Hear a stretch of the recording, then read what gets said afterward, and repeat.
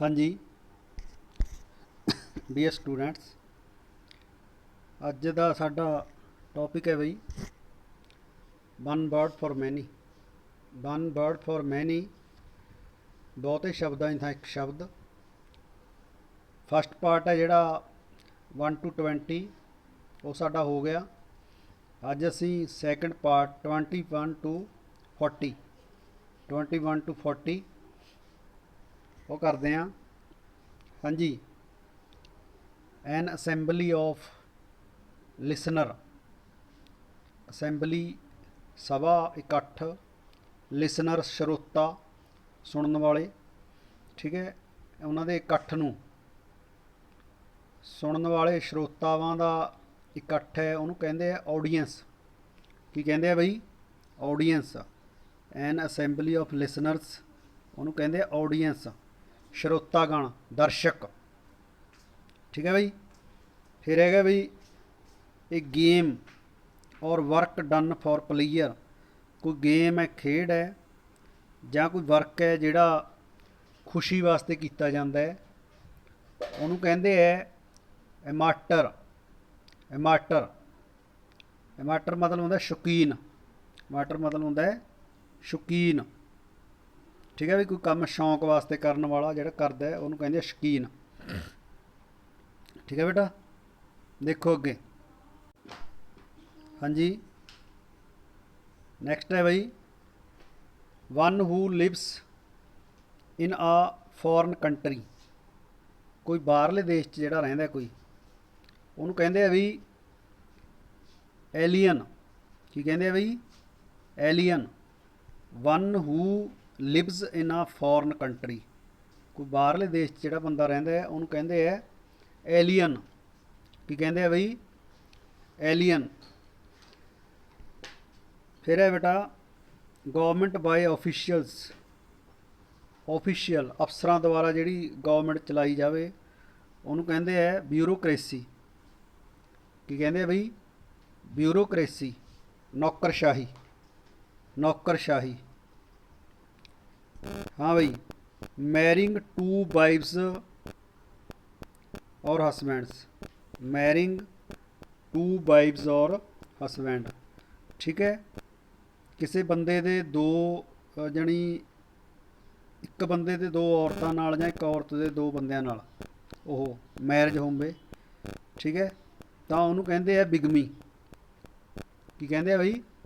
बिगमी, ठीक है। Marrying to wives और हसबैंड्स, हसबैंड उन्होंने कहते हैं बिगमी।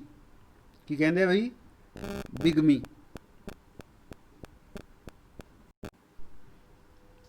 हाँ जी। फिर है बई ए मैन,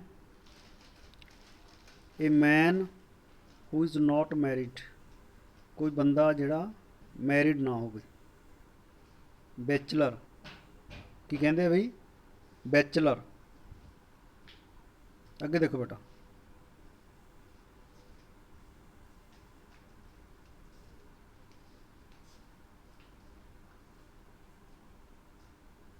अगे है बई that which can be broken easily.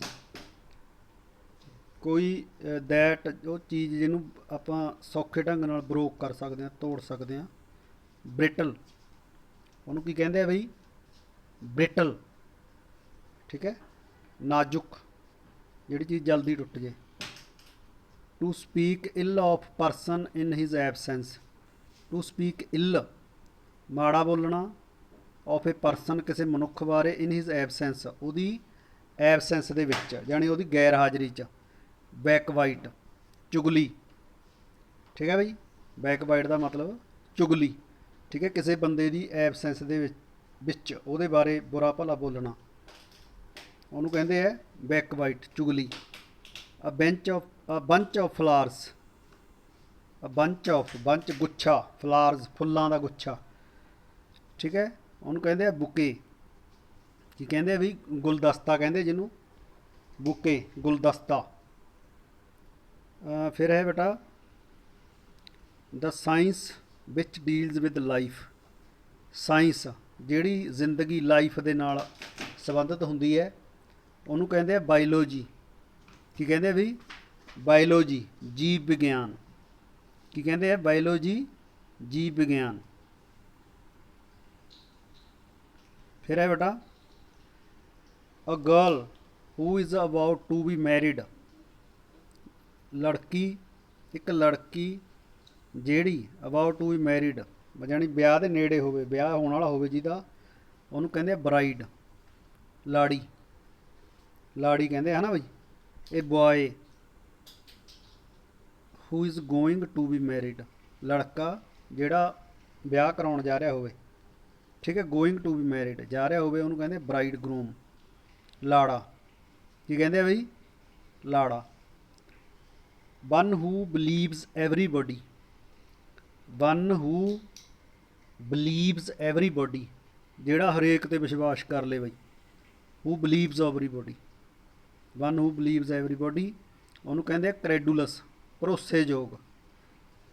ਠੀਕ ਹੈ ਬਈ, ਕ੍ਰੈਡੂਲਸ। फिर है बेटा